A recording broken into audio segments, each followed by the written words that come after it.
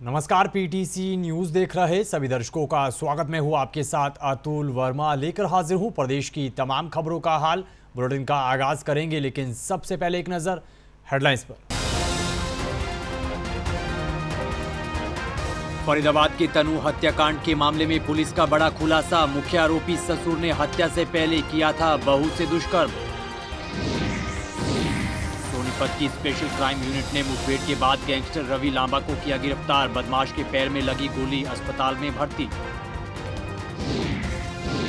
रेवाड़ी में आवारा पशुओं का आतंक। आवारा पशु ने युवक पर किया जानलेवा हमला। युवक बुरी तरह से घायल, सीसीटीवी में कैद हुई तस्वीरें। फरीदाबाद में जेजेपी के जिला अध्यक्ष पर हमला। दुष्यंत चौटाला ने अस्पताल पहुंचकर जाना जिला अध्यक्ष का हाल। कानून व्यवस्था पर उठाई सवाल। और करनाल में भव्य तरीके से निकाली गई श्री जगन्नाथ रथ यात्रा। बड़ी संख्या में श्रद्धालुओं ने लिया हिस्सा। श्री जगन्नाथ के लगाए जयकारे।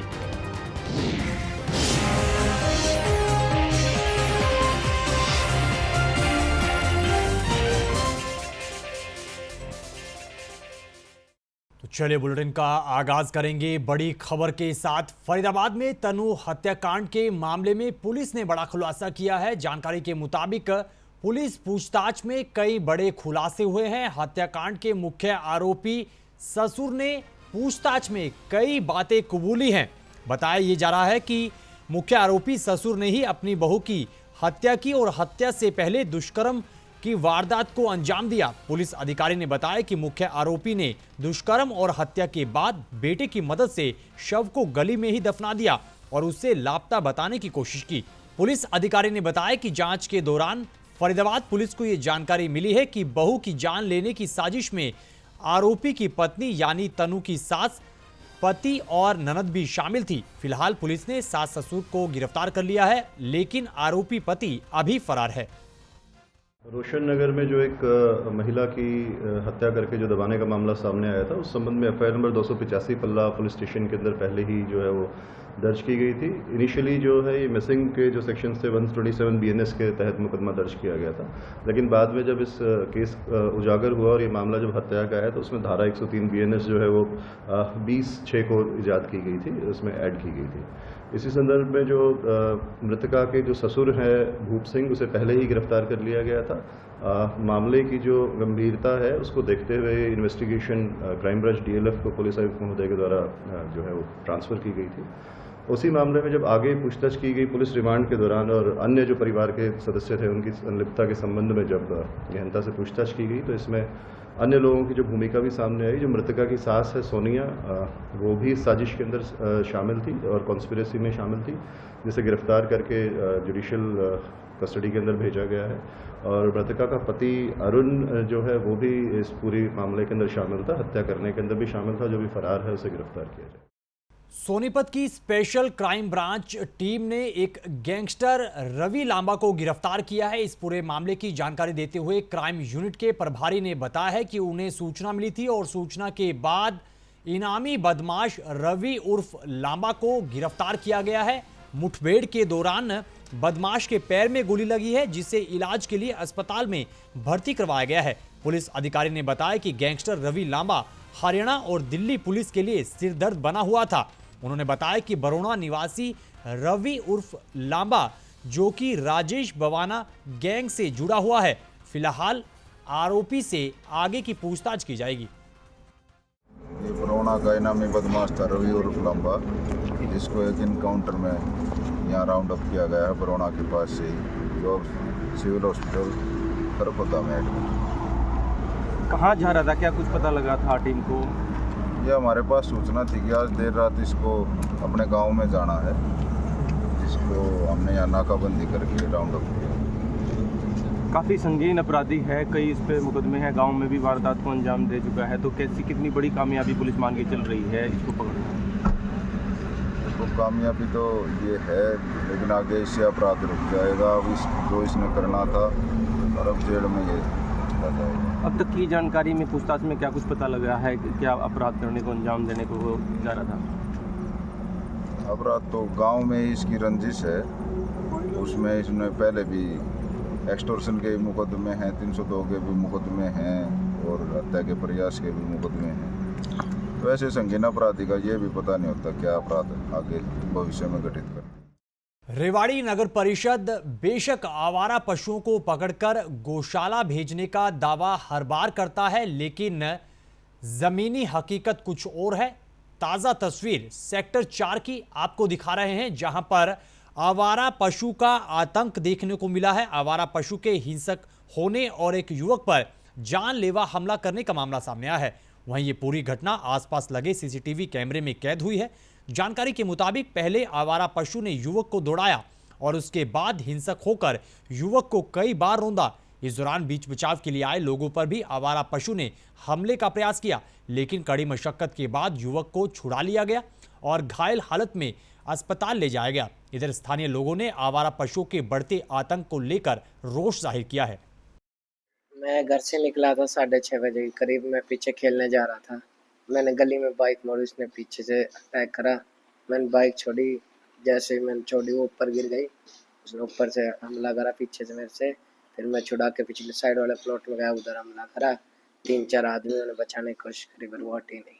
कितनी देर तक आपके ऊपर हमला करा? पहले प्लाट में फिर दूसरे प्लाट में इस तरह? पहले तो 4-5 मिनट थे इस प्लाट में, फिर 7-8 मिनट जब वो आदमी लगे रहे बचाने। जब वहाँ पर पैर में तो मांस फट गया, फ्रैक्चर है माइनर, और इधर गर्दन पीछे हर जगह मतलब चोट के निशान हो गए जो उसने पैर मारे सही से। मैं तो यही कहना चाहूँगी कि सर इनके ऊपर कार्रवाई हो और इनको पकड़ा जाए। प्रशासन से ये रिक्वेस्ट करूँगी मैं तो। कोई बुजुर्ग या किसी बच्चे पे हमला कर दे तो बहुत भारी नुकसान हो सकता था। ये तो बच्चा था तो काफ़ी वो हो गया। मेरी तो यही प्रशासन से कल की जो आपने जो वीडियो देखी, वीडियो के हिसाब से लग रहा था कि बच्चे पे कितना बहुत ज़्यादा देख के बहुत ही ज़्यादा हालत ख़राब हो गई थी मेरे को। तो बहुत ही ज़्यादा वो लग रहा था कि देख के।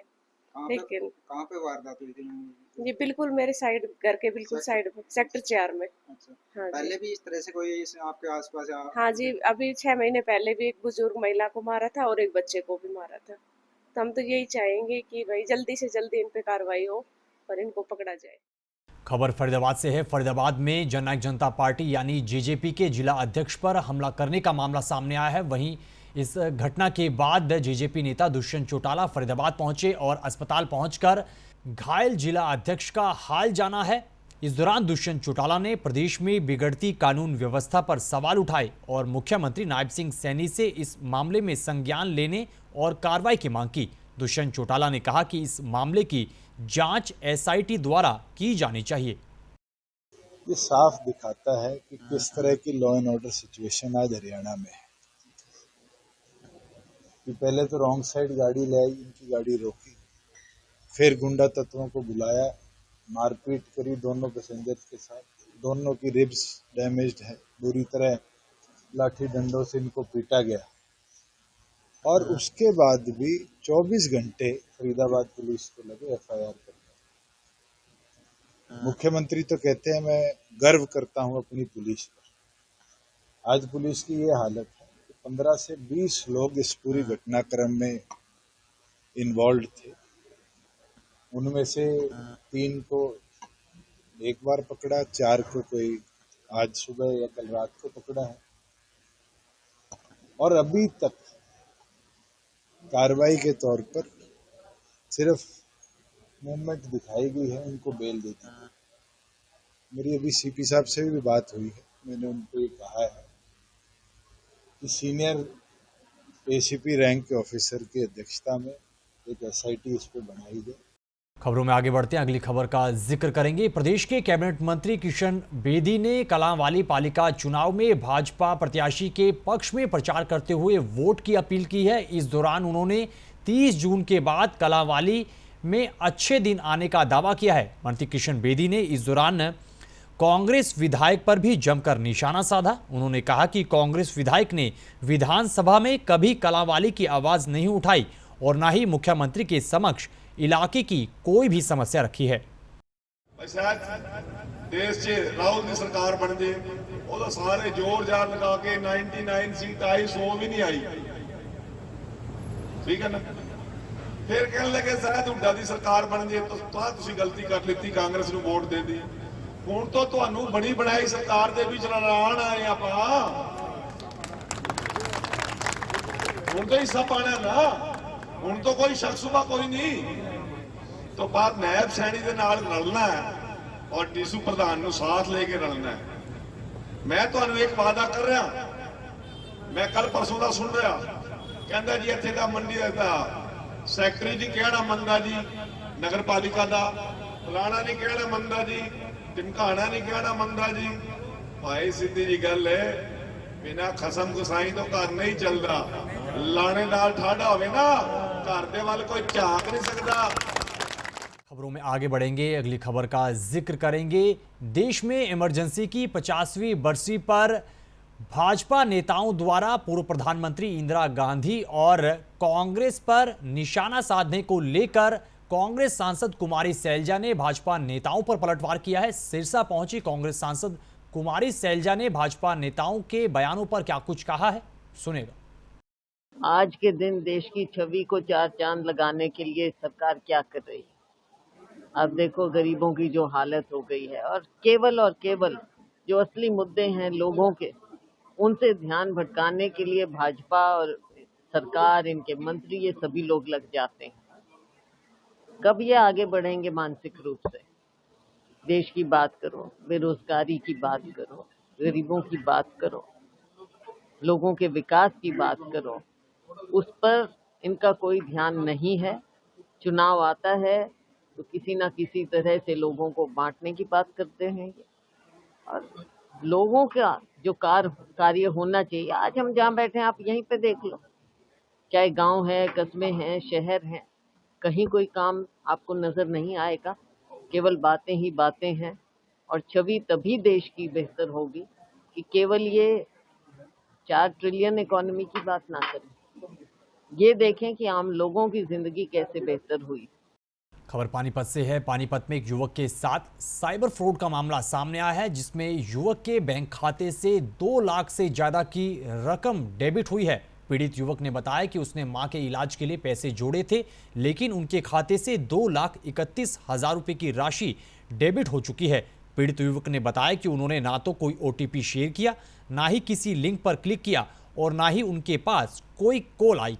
बावजूद इसके उनके खाते से 2,31,000 की राशि गायब है, जिसको लेकर उनके पैरों तले जमीन खिसक चुकी है। उन्होंने इस मामले में पुलिस को शिकायत दी है और साइबर पुलिस से कार्रवाई की मांग की है। सर मेरे साथ एक फ्रॉड हो गया है, जिससे 2,31,000 निकाल मेरे अकाउंट से निकल गए हैं। आप क्या काम करते हैं? सर रिफाइनरी में जॉब करते हैं। पता कैसे लगा आपको भी आपके अकाउंट से पैसे निकल गए हैं? सर मेरे पे मैसेज आया, उसके बाद कॉल आई। कॉल में क्या कह रहे थे, क्या बोले? कॉल में बोला कि आपका थाने जाके कंप्लेन करवा दीजिए, आपके साथ फ्रॉड होया है। उच्च अधिकारियों से क्या अपील करेंगे? उच्च अधिकारियों से अपील करूँगा सर मेरा पैसा वापसी किया जाए, जिससे मैं अपनी मम्मी का इलाज करवा सकूँ। मैं काम पे गया हुआ था जी, मेरे भाई का फ़ोन आया, रिफाइनरी में जॉब कर रहा था। मेरा भाई कहने लग गया मेरे अकाउंट से 1 लाख रुपए निकल चुका है। मेरे पे मैसेज आया अभी, और बैंक का कॉल आया कि आपके अकाउंट से 1 लाख रुपए निकाल लिया गया है, और आप जल्दी से जाके ना साइबर क्राइम में शिकायत कीजिए, ताकि आगे ना निकाला जा सके, और हमने आपका अकाउंट ब्लॉक कर दिया, ताकि 1 लाख से ऊपर आपका अकाउंट में से कुछ भी निकाला ना जा सके। इतने में बैंक में गए जी, बैंक में पूछा उनसे, बैंक वालों ने कहा कि उन्होंने कुछ नहीं बताया जी, बहुत टाइम लगा दिया।